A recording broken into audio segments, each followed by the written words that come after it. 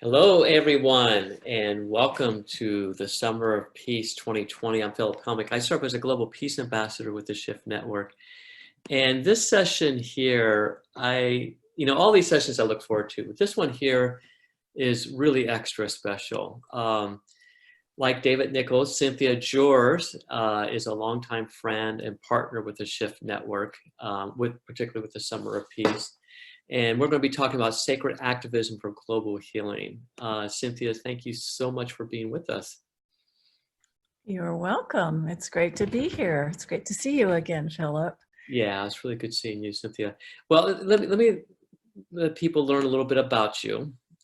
Cynthia is a Lama in the Vajrayana Buddhist tradition and a Dharmacharya in the order of Interbeing of Zen Master Thich Nhat Hahn.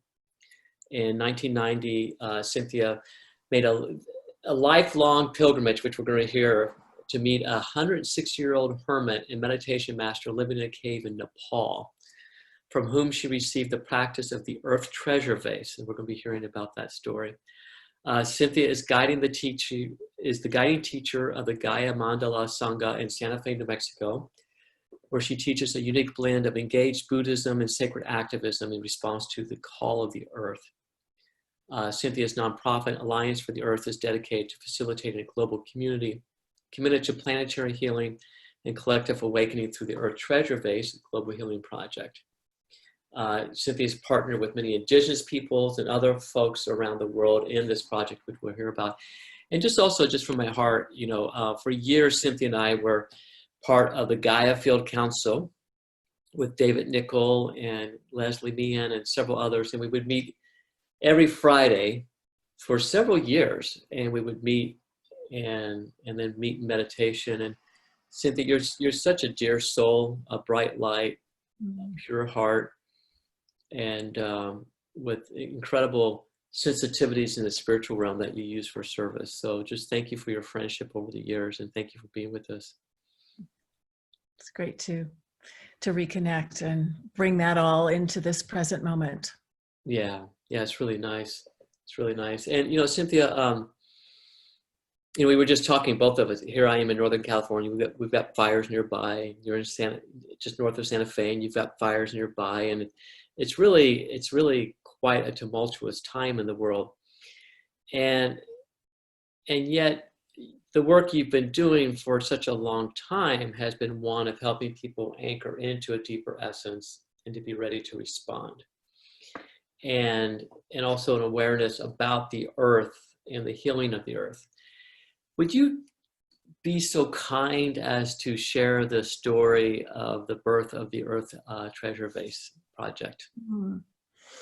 Yes, it would be my pleasure. When I was, I think I've always had a strong feeling of connection and concern for the earth, and just such a love for the web of life, in all of its beauty and diversity. And I had an experience where I was invited to go to meet a 106-year-old Lama living in a cave in a remote part of Nepal in 1990. And I really, really wanted to go. And I didn't know really what this was going to be for me, but I was compelled. And so I'd already been studying and practicing in Buddhism, but this began a new phase of my life that changed me forever. And it was kind of funny because I was, walking up the path of the highest mountains in the world, going, wow, Cynthia, this is really quite an opportunity you have been given to ask a question of the old wise man in the cave. It doesn't come around every lifetime. What are you going to ask him? And I really didn't know what I was going to ask him. So I had to contemplate and look deeply and give it some deep consideration. And what came to me was to ask him, what can we do to bring healing and protection to the earth? And at the time I was many of us dealing with the issue of radioactive waste that was coming off of the Los Alamos National Laboratory, which is across the Rio Grande Valley from where I live in Santa Fe. And Joanna Macy, who's been a great mentor of mine for many, many years, had brought to our attention the issue of nuclear guardianship and the reality of the lifespan of these substances and the way in which they affect the entire web of life and the genetics of life on Earth. And so we lost a very important battle around that issue. And I won't go into that whole story, but it was very much with me, and it was kind of motivated. It motivated my question to the old Lama. I wasn't just talking about any old thing, you know, I was talking about really the destruction of the web of life. And of course, now we're seeing so much more play out with climate change and everything else, these fires that you referred to, raging out of control. But anyway, I was walking up the path and I came to that question and I realized that was my question. And so I lived with him for a couple of weeks and finally had the chance to talk to him. And he asked me a lot of questions. And then he told me, he said, even just one person practicing deeply will bring benefit to the whole area around where they live. And then he said, but you need to get these Earth Treasure Vases and you need to put them in the ground and they will do that work. And my rational mind kind of thought, really? How's a little clay pot filled with prayers and symbolic offerings going to affect the kind of change and the need for protection that we are talking about? But the other part of me thought, well, where can I get some? This is what's coming to me. This is a tradition that I respect and value. We have to do everything we possibly can, and who's to say how these changes are going to happen? So long story short, I eventually received, initially I received 30 of these treasure vases, and the lamas that made them really recognized the moment, I think, because what they did was they gathered a lot of, many hundreds of relics and medicines that connect into the whole lineage of Tibetan Buddhism, going all the way back to the beginning, and bringing them into the pots, into the clay, which was all mixed together. And then they consecrated the pots and gave them to us to fill and seal and bury. And they said, just put them in the ground, they'll do the work. And again, my mind was kind of going, how is this possible? But you know, we just put one foot in front of the other and started working with them. It actually took me a while to start working with them because I was very overwhelmed with the assignment, not knowing where to even begin. But eventually the earth really started just more or less screaming with all of the droughts and fires and everything that was happening back in the 90s, and now even now continuing. But we were invited, because they had left them open, the little pots, for us to put our own offerings inside that are symbolic and meaningful to us and to the places and the people in the communities where we take the vases. So this is very different than how they are traditionally made, which is filled with offerings by the lamas according to tradition that are meaningful to them, but might not be meaningful to, say, people in Africa, you know. And then they would seal them, the monks would normally seal the vases and then give them out for them to be taken around. And in our case, we did all of that ourselves. And I really feel that that process of making our own offerings into the places that are calling really brought this practice to life in this time, because it wasn't, what had to happen was that it had to go out from the Himalayan region, from the spiritual tradition that it was born in, and come alive in all kinds of places all over the world. So we received at a certain point, we received another 40 vases. There will be 70 placed all around the earth when we're done. We have about 14 left to go. There's about, I think it's about 10 or so that are in process, that haven't quite been buried yet, but are in process. And it's as if, because this has been going on now for 30 years, and we meet every full moon and do a meditation, a global healing meditation that is connected to this practice. And we invoke all the locations around the whole earth where we have taken this practice. And it is really as if now there's kind of this sense that we've created a global mandala of locations around the earth that has a life of its own. You can imagine these little holy vessels filled with the prayers and the offerings of thousands of people all around the whole earth. And those are then placed or planted in the ground in places of need, like a seed. And then you would be amazed at some of the things that have happened and what has grown from this, because in fact we realize that we're all holy vessels, each of us in our own way, filled with caring and compassion and concern for the places that we love and the communities that we're part of, for life on earth. And that it is a time now when the earth is calling us to wake up together and to do our part in restoring balance and harmony in all the ways that are called for. Beautiful, Cynthia. I just want to acknowledge we've got a lot of comments coming in. Wow, oh wow. Good afternoon from Canada, California, Florida, Canada, England, Cape Town, South Africa, Romania, Las Vegas, beautiful. Hello from Maine. I would love to offer a vase in Lebanon, person from Lebanon, Florida, Cleveland, Ohio, Mauritius. So people are resonating around the world with this. Wonderful.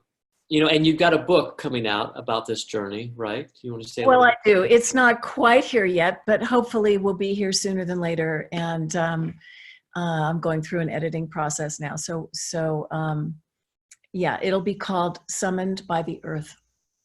Okay, beautiful. Well, Cynthia, let's unpack this a little bit more. Mm-hmm. I mean, the Himalayas are known for being guardians of ancient wisdom, from millennia, and great beings in the Himalayas. So this tradition of the Earth Treasure Vase was one that had been kept alive in the Himalayas for centuries in this particular tradition. Is that right? Yeah, it goes back to the time of Guru Rinpoche or Padmasambhava back in the 8th century, when he was bringing Buddhism into Tibet and into that region, Nepal. And one of the practices that he brought forward at that time, knowing that it wasn't meant for those times, but meant for a future time, was the practice of the Earth Treasure Vase. And it was said that these little clay pots would, if buried in places of need, would bring benefits to the whole area around where they're buried, and that they would restore the balance and the harmony, and they would restore the elemental energies, bringing vitality back in places where they were depleted, and bringing peace, bringing well-being. And so, but this was a practice, it's called a terma, or a hidden treasure. And it was basically brought forth and then sort of like filed for later. And in these times, this practice has kind of reemerged. And many of the lineages of Tibetan Buddhism carry out quietly, they carry out this Earth Treasure Vase practice, but there hasn't really been any big movement.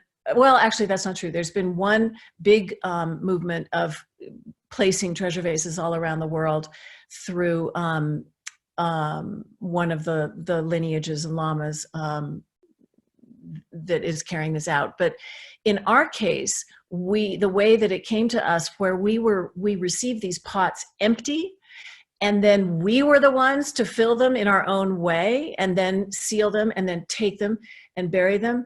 That has never been done. And as I say, I feel as if that brought them to life, brought this practice to life in a way that never would happen if they had been done for us in the traditional way. So, for example, taking a vase into Africa, which is, I took a number of vases to Africa. The first country I went to with this practice was Liberia, which is a place that is still very unbalanced, I was going to say, but struggling very, very hard to recover from civil war and from all of the strife that they have had. And I also took a treasure vase to Congo, the Democratic Republic of Congo, and to South Africa, Egypt, lots of places. But in any case, when you enter into such a different culture than the Buddhist culture from the high Himalayas, it's like you cannot expect people to get it. I mean, it's like, this is from left field. They don't know what to do with it. And so we go with this as an offering, and yet people all over the world have gone, oh yes, we have this problem, we have that problem, we care so much about our land, our waters, our communities, the peace that is so necessary to maintain, etc. And so then they receive a little open vessel, a little clay pot that they can pour their hearts into, and then they come up with something very precious to them that might not have been considered precious in the Tibetan culture, but is very precious to a community, say, in Liberia or Congo. And they put that in the vase with everything they've got, which in many cases is very little in a place like Liberia, where poverty is so intense. But in any case, then that fills the vase, and the vase becomes filled with what people love and care about. And it doesn't matter that it's from Tibet or from Timbuktu, it's just an opportunity to make that connection and get in touch with what we love and offer everything we have. And so then the vases are sealed, all that is contained inside, and then it's planted like a seed in a place that is calling for all of this. So I feel as if the traditions, in fact, I feel as if actually from the Buddhist point of view, you've probably heard about the turning of the wheel of the Dharma. When the Buddha first awakened, he put the teachings into motion when he gave his first teaching, and it was called turning the wheel of the Dharma. And that turning of the wheel has happened several times since the Buddha's time, when as Buddhism and the teachings evolved into new times and new cultures. And so there have been several turnings of the wheel, 3 in fact. Once after the Buddha's death, some 500 years later, when the teachings of compassion really arose and it became clear that this was more than just an individual experience arising. It was this notion of bodhicitta and how we care about others. And then when the teachings went into Tibet, that was another turning of the wheel where it came into from the Hinayana to the Mahayana to the Vajrayana, the yana meaning the sort of path, the Vajrayana path of Buddhism. Sorry for that long Buddhist reference, but now what I feel is that we are in the midst of a 4th turning of this wheel, as we are being called to wake up or become aware, as the Buddha did, and as we all can, because we all have Buddha nature in us. It's not something we have to believe in out there. It's right here. And that Buddha nature, that awakened part of ourselves that is, struggling to come out and be recognized, that nature is receiving a call from the earth. And it's interesting to note that the Buddha actually touched the earth when he was in the midst of his enlightenment. That was the witness that he called upon. So the earth has played an important role. The earth, it is upon the earth that we each sit and walk and have our lives and are part of this web of life. And nowadays, with everything that's going on, from the pandemic to the climate change, to the forest fires, to whatever we want to invoke, the earth is talking to us. The earth is really our great teacher. And the opportunity is not for an individual awakening, but for a collective awakening. And so this is how I feel we're being called. And the treasure vases, you know, are a tiny little part of that, but they have allowed me to get in touch with this call all around the world in different ways. Beautiful, Cynthia. Really, really just profoundly beautiful.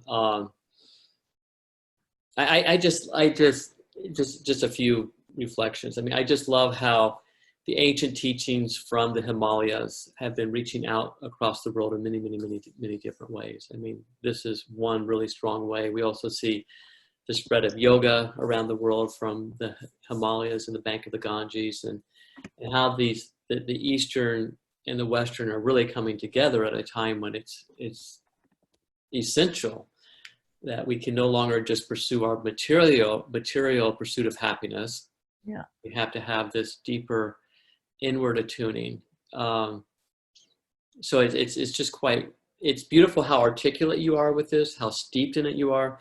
Now, I just want to unpack a little bit more. And also, you know, we're getting more wonderful comments, you know, some hello from India, hello from Tampa, Florida, Mexico, also Netherlands. A lot of people want to know how they can get a vase to plant it where they are. And so I posted your website so people can sign up for your email list and join in on the full moon meditations. Which website did you use? Because I have two.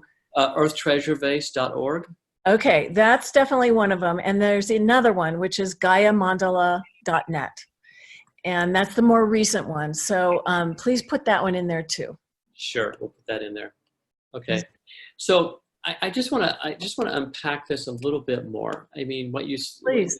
Yeah, when you talked about the ancient tradition, and then how the vases were open, and then how there was the engagement with the local communities, whether it's in Liberia, Congo, Los Alamos, you know, wherever it is, how you're engaging those traditional ways of being there for people to link in and participate.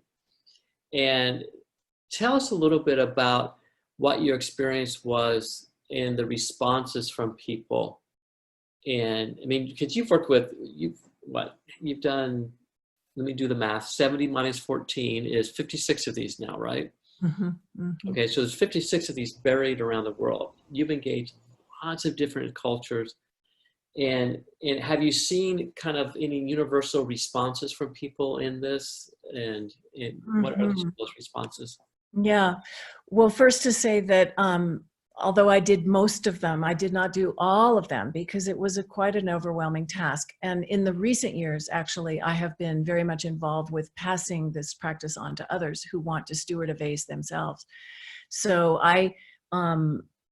there's others involved along with me carrying out this practice. And the amazing thing is that when you take it up, it changes you. I mean, the prayers that we all carry for the healing and the protection and the renewal of our communities and our land and the waters and everywhere we've been is so strong.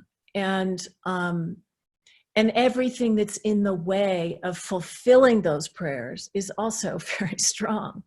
So it's a rather daunting practice. And for me, it's been, it's taken everything because it's a global healing project. It's not just, something in my own backyard.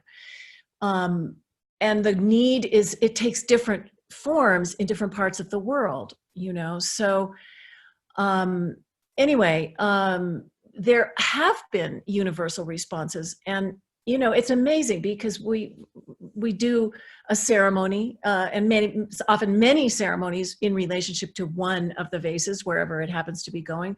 We might start them in our living room and then, you know, bring together the people that are right here, but then maybe the vase is going somewhere else, and so then we have to take it there, and then we do ceremonies with those people. And depending on what kind of a cultural and spiritual setting we're going into, there's a need to be very sensitive and not assuming of anything, especially coming from our white privilege, but really coming in a very humble way with this offering and inviting the elders to give their blessing, to make a relationship with it and with us. I'm going in 10 directions at once here, but you know, everywhere we go, I have really been amazed at how everyone, pretty much everyone, has said, oh yes. Like, no matter what cultural setting or background people have, the need is recognizable. And so that this little clay pot becomes the vehicle. It makes sense to people. And it's so funny because even like in our own culture, where we have so many cynical old white people, you know, sitting around going, oh yeah, right, this is just one of those things, you know, I don't get it. And then the vase comes, you know, we're in a ceremony and they happen to be there, and they take the vase in their hands and they kind of go, oh, well, this feels like it's alive, like it's a living being. I mean, even the most cynical people can feel all that energy in that vase, filled with the most heartfelt caring and love and compassion and, you know, offerings. So that's been really interesting. But I was going to say, when I went to Liberia, just speaking about Liberia, you know, that was the first country in Africa that I took this practice to. I didn't even know where Liberia was in the beginning. And I was guided there through friends who were doing peacebuilding work in the worst fought area of the war. And I took the vase. It's a whole long story. I won't tell the whole thing, but I found myself up in this northern part of Liberia, bordering Sierra Leone and Guinea, where the war had been fought. And, you know, here I was with this little clay pot going, hi, you know, and people were really, really receptive. They knew that this was something special, but they had to ask the ancestors if this was something they should do. And so a whole ceremony had to be done to get in touch with the ancestors, invite them to be present with us and with this practice, and to give permission. And you know, I didn't know if they would, but they did. And it was amazing to be witness to, you know, and to be sort of on the edge of my seat going, okay, well, you know, I might be leaving tomorrow, but I might not be. And then what happened was that one of the elders spoke through a woman who was in trance and said, yes, this is a very good thing and the community should do this. And so anyway, it unfolded from there. And there were probably 500 people that came from 3 countries to make prayers and offerings into that vase before it was buried, because they knew that this was something that could bring help, you know, bring relief, bring peace, and they had been through the worst of the worst. So since then, as an example of something very tangible that can come from this, they really got in touch with the potential, and they got in touch with what they wanted to see in their communities, and that was peace. And so when the vase went in the ground, the elders said, well, okay, now what? This was important to us. And you know, I don't have the answers. It's not my culture. It's not my home. What came to them was to build a peace hut, which is a round structure where people go to resolve conflict in a community. And so we helped to raise the money to build a peace hut in that region. And now there are, I think it's 6 peace huts in 6 different conflict-prone regions of Liberia, and a team of folks working with ex-child soldiers and former combatants and the women who stopped the war, teaching peace building in connection to the practice of mindfulness, which is part of my own lineage and teachings coming from Thich Nhat Hanh, which is so applicable for recovering from trauma and building peace. So anyway, there's a lot more I could say about all of that. I don't know if that answered your question, but that's a few examples of things. Yeah, that one does. And that one speaks to my heart, with my own background, living in Sierra Leone for 4 years before the war, and then going back to Sierra Leone and Liberia and Guinea and all across Africa during the war. So I can really appreciate that corner, Liberia, Guinea, Sierra Leone. I mean, that was an area that was incredibly devastated during the war, and probably still suffering. And the atrocities with child soldiers is just ungodly. So when you talk about going from a 160-year-old Lama in a cave in Nepal, right, and then these vases are left mysteriously open, and you're able to bring them into these different contexts. I mean, I can visualize the gathering that you're talking about there in Liberia, and having people from 3 different countries. And I think also what really stands out with this story is that deep universal desire for peace. Yeah. It is so strong in every human on this planet. Now, granted, it's expressed culturally different ways, different spiritual traditions. I can imagine they're doing a trance and elders speaking through, all of that, all these different traditions. And yet there's that universal desire for peace. And yet that peace exists within the soul of each of us. It goes from there. So, I mean, that's a wonderful example. And just thank you. Mm-hmm. Lots more examples where that came from, by the way. Well, that's why it's going to make your book so much fun for people to read. It's going to open the imagination about the universality of spiritual universality, reaching people in many different contexts, different cultures, and how that's expressing itself. So it's quite beautiful. We've got other comments here. We're getting so many comments from from Holland, from Charlotte, Florida, Canada. Someone says we need peace huts everywhere. How can people who are listening right now participate, Cynthia?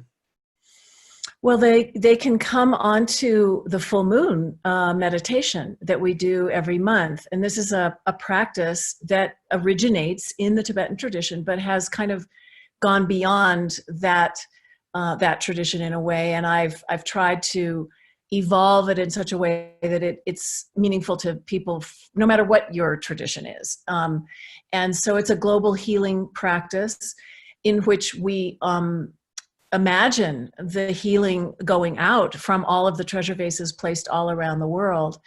And the time of the full moon is relevant because it's a time when all of our prayers and intentions are said to be magnified through the full moon energy. So that's what we have done now for 30 years is a meditation every full moon. And that is a way to connect in with the global healing community that has come up out of this practice around the world. So we have actually probably about 4,000 people now participating from different parts of the world. Not everybody comes onto the live call, but they get the recording, and anyone can join. It's free, and it's a way for us also to cultivate what we care about most deeply, and to receive the spiritual support of others who are also doing that, and to direct our intentions towards parts of the world where healing is called for, protection is called for. And so we're still working with new vases. We're still working with people who are stewarding vases currently and supporting them in that process, as well as kind of keeping activated the ones that are in the ground. And then we have a few left that are waiting for direction. And of course, the coronavirus has impacted our travels significantly. And there's, some questions about how some of these vases, for example, Antarctica is a vase, is a location that we have a vase dedicated to going, and not really quite sure how we're going to get it there, but it's out there to be taken, and many others.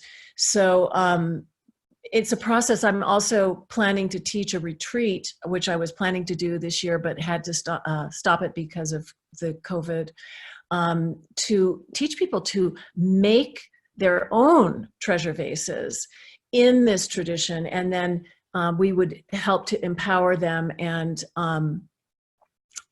then people could take them themselves. That retreat is to happen at Ghost Ranch here in New Mexico. I don't know what the dates are going to be, though, because it's, there's just so much uncertainty. But that's one way to get involved. And just to know that those who are interested in the possibility of stewarding one of the vases that we already have that are waiting for their destination, what we invite you to do is to get in touch with us and tell us where you are called to taking one and why. And we have a council of former treasure vase stewards and visionaries, who, along with myself, who are meeting every new moon to consider where these final vases need to go. We'd like to really embrace the whole earth. And they're not, excuse me, excuse me. The vases are not really to be buried in your own backyard. They're really to be buried in places that are related to the commons, that are places that are, that we can all relate to. And so there's some considerations about the locations. It's also why I think it will be really wonderful to invite people to make their own, because then you can take it where you would like to, wherever that is. But anyway, there's so much more I can say. I teach a course with David Nickel, who you referred to earlier, who's one of my great friends and teaching partners, and it's called Gaia Calling, and it's really all about listening to the voice of Gaia in us, and how to respond, how to form a relationship with the earth in this kind of way, and not so much directly related to the treasure vase practice, but more generally. And I'm also now teaching a practice that I call Tara Gaia, and Tara is a deity in the Tibetan tradition that is known to come when called. She's an aspect of enlightened activity, compassionate activity that is actually within us, but we imagine her as a deity. And what came to me in the course of carrying out the treasure vases was a kind of new practice of Tara that is actually Gaia, a personification of Gaia, so that we can form a relationship to her, to Mother Earth, to our own awakened connection to the deity that we call Gaia. And there's a mantra that is associated with Tara Gaia that is very beautiful and very powerful, actually. So I've only just started teaching this, but I'll be giving a couple of retreats in the rest of this year, October and November. And yeah, if you are interested in any of that, please be in touch. Yes, and speaking of which, and people are asking, how can we contact you? So how do people get onto the email list for the full moon? How do people be in contact directly with you? Is that? Yeah, if you go to either one of those two websites that you named earlier, there's a Get Involved form on the earthtreasurevase.org, and it invites people to do all of those different things. Well, not all of them, but most of them. And then on the GaiaMandala.net Earth website, there's a subscription to the newsletter, and then all of the courses and things are listed in terms of what people might be interested in to sign up for, and also pilgrimages, Earth Treasure Vase pilgrimages, which, as I said, they're kind of stopped in their tracks right now. But once we are able to start traveling again, there's people stewarding vases to different locations in the world that we are inviting people to join us with. And also, as I said, if you're interested in the possibility of stewarding a vase yourself, you would need to write us. info@earthtreasurevase.org is probably the best place to write, and let us know what your interest is and where. So I hope that's good enough. Yeah. Yes, and Pauline's asking, are you open for global online retreats depending on COVID? Are you doing online retreats now? Yes, I teach a lot on Zoom now, and I have a weekly mindfulness practice group every Monday, and I teach the Taragaya practice. I will give the transmission for that practice in October and November, both for over 4 days in each of those 2 months on Zoom. And then there's a monthly practice group that continues once you've received the transmission, and that's also on Zoom. Currently I don't have plans for another retreat like I taught the Gaia Calling course that I taught earlier this year. It was a 7-week course. But I'm sure something like that will be coming around sometime soon. I need to finish my book first. Yes, this book is a must. Well, my friend, this is such a delight. We're nearing the closing time here. What else from your heart would you like to? Well, there's so much more to share. I was going to say the treasure vases, they've gone to so many amazing places, Philip, and Australia with the Aboriginal elders, and a 50,000-year-old rock shelter that was that we were invited to bring one of the treasure vases to by a woman who became my adopted mother, Auntie Margaret Catherine, who was the custodial elder of this incredible site. I went back to Nepal a couple of years ago, back to the cave where I met the old Lama, and returned. And that's actually where I was made a Lama myself, which was kind of mind-blowing. I wasn't expecting that at all. But I reconnected with his daughter, who's now 80, and is still in the cave. She's lived there since she was 19 years old. And so, amazing stories. But Native America, Los Alamos, as you mentioned, the Kogi people in Colombia have received an early treasure vase from us, and have another one that they're intending to bury, and so much more. I'm hoping to take a treasure vase to Delphi in Greece as an offering to the oracle, which was connected to the voice of the earth coming forth with the wisdom that we want to pay homage to, really. And anyway, each part of the world has something that is calling us in different ways. And currently in the United States, of course, we have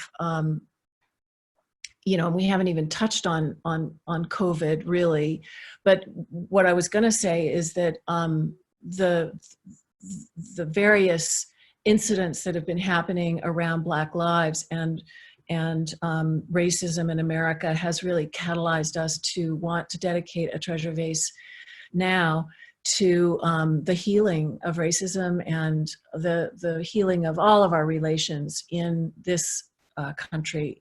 And it feels to me as if this is, there's certain core wounds across the world that are at the center of the need for healing, and this is one of them. And what we're imagining with this particular treasure vase is that it could travel across the country from warm hand to warm hand, from community to community, to places where certain things have happened over time, where healing is called for, reconciliation. And it's sort of the image that came to me was kind of like the Underground Railroad, and to pass this little holy vessel through the hands of many We don't know where it will be buried, but it will make this journey. And we're just getting started on that. So that's one of the things that we're focusing on now. Beautiful. Well, Cynthia, if you'll indulge, just another question. Yeah. This is a big one.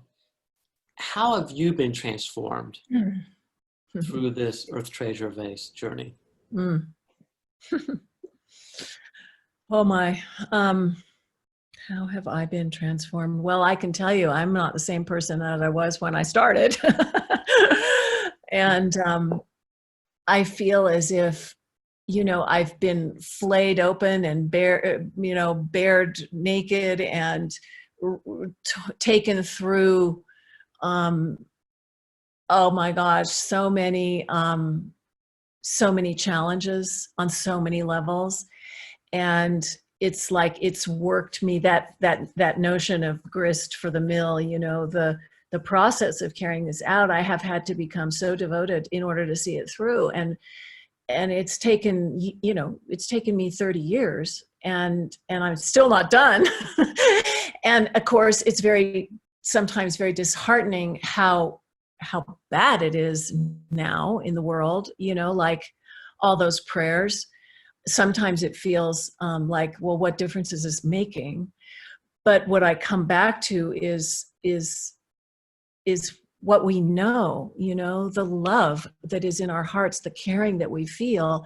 We have to trust that and to know that we're passing through a very dark night in many ways, but that we're in this process of this collective awakening. And I think that if there's sort of one thing as I'm talking, I would say that the shift for me from placing my faith in an external teacher or guide or lineage holder has been worn down to such an extent because the patriarchy is over. The hierarchical structures that keep these systems in place, and the systems, I mean all the systems that are now collapsing around in front of our very eyes, they are a thing of the past. So what is happening and what has happened for me is that I have pulled back that projection, and I see now that the web of life, this incredibly beautiful blue-green planet we call home, embodies everything. It embodies the greatest teacher. It embodies the beautiful teachings of how everything fits together and manifests in such incredible ways that we can't even wrap our minds around. And you look in your own body and you can't even understand how this can possibly be functioning the way that it is so magically and miraculously. And so it's like we have this incredible opportunity to look to ourselves and to each other and to sort of bring together the absolute view of, great mystery enlightenment with the relative call right now to wake up and to heal all of our relations. So I don't know. I find it hard sometimes to keep going in the face of the grief and the despair, but at the same time, I feel so excited and encouraged that more and more people, just hearing you say how many people are writing comments, that's so encouraging. Thank you, everyone, because all of us are needed. We each have an offering.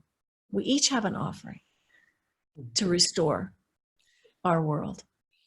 Beautiful, Cynthia. This is such a joy.